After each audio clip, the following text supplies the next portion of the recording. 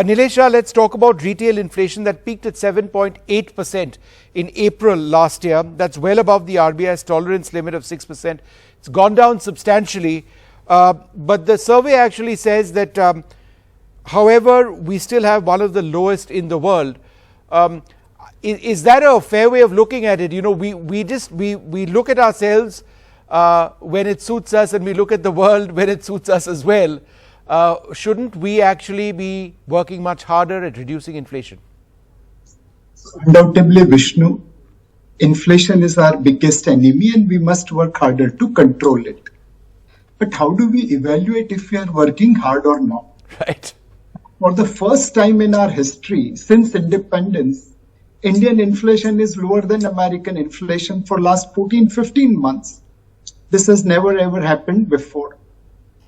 In fact, I will say that there are three parameters where India is an outlier on the right side. Our growth is higher than the global average by a margin. Our inflation is lower than developed world inflation by a margin.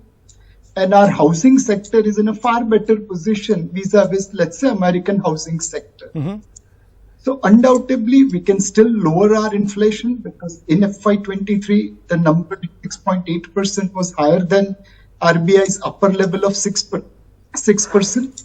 But compared to the world in which we are, I think we have worked hard enough to control inflation and we must continue the vigil.